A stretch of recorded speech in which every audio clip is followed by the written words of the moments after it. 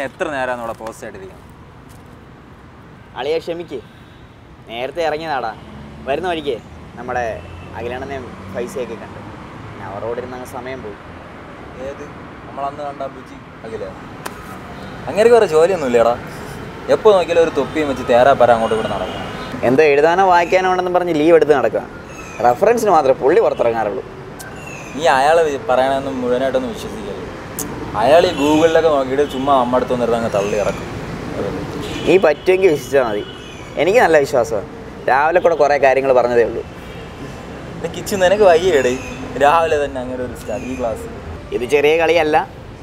Okay ശരി, ഇത് നീ ഇത് പറ. ഈ ഗോമാതാവിനെ കൊല്ലുന്നത് പലയിടത്തും നിരോധിച്ചില്ലേ, അത് നടപ്പിലാക്കിയത് ആരാ? അതിപ്പോൾ സിമ്പിളല്ലേ, എല്ലാവർക്കും അറിയാനുള്ള കാര്യം. BJP. നിനക്ക് തെറ്റി, അത് കോൺഗ്രസ്സാ. ഒന്ന് പോടെ, കോൺഗ്രസ് വർഗീയത. അവർ ഈ വർഗീയ ഐറ്റംസ് എന്ന് പറഞ്ഞ് ഞാൻ കണ്ടിട്ടില്ലല്ലോ.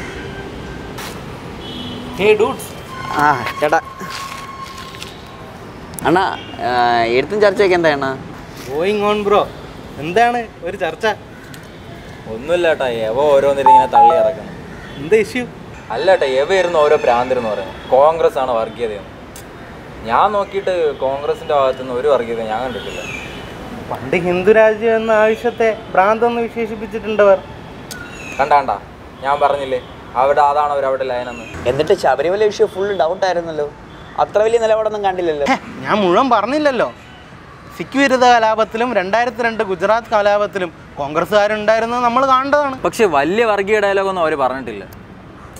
കോൺഗ്രസും കലാപവും തമ്മിലൊരു കണക്ഷൻ ഇല്ലല്ലോ. അതൊക്കെ തെറ്റിദ്ധാരണയാണ് ഡൂഡ്. ഇന്ത്യയുടെ പല ഭാഗങ്ങളിൽ വർഗീയ കലാപങ്ങൾ നടന്നപ്പോൾ കോൺഗ്രസിൻ്റെ മുഖ്യമന്ത്രിമാർ വോട്ട് പോകുമെന്ന് പേടിച്ച് വളരെ വൈകിയാണ് നടപടികൾ എടുത്തത്. അതേത് കലാപം? 93 ബോംബെ കലാപം. ജനിച്ചിട്ട് പോലും ഇല്ല. ഇതൊക്കെ ആളുകൾ മറന്നുകൊണ്ടാ. അതുകൊണ്ടാണ് ഇവരൊക്കെ സമാധാന ടീമായി മാറിയത്. ഇത്രയും മതേതരത്വം പറയുന്ന ഇവരെ പരാജയപ്പെടുത്തി BJP എങ്ങനെയാണ് അധികാരത്തിൽ വന്നത്? ഒന്ന് ആലോചിച്ച് നോക്കൂ.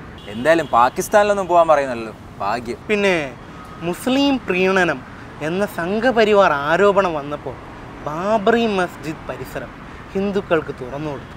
ബാക്കി കഥ നിങ്ങൾക്കറിയാലോ. നൈസായിട്ട് അങ്ങ് ബാലൻസ് ചെയ്യണല്ലേ. ഡേ, നിനക്കിപ്പോൾ ഗൂഗിളൊന്നും നോക്കണ്ടേ? എനിക്കിതൊന്നും അറിഞ്ഞൂടായിരുന്നല്ലോ. ന്യൂനപക്ഷങ്ങളെ അടിച്ചമർത്തിക്കൊണ്ട് തന്നെയാണ് ഇന്ത്യയിൽ സംഘ് പരിവാർ നിലനിൽക്കുന്നത്. ഈ കോൺഗ്രസ് ഇത്ര സ്ട്രോങ് നിലപാടുള്ള ആൾക്കാരാണെങ്കിൽ ഇതെങ്ങനെ സംഭവിക്കുന്നു?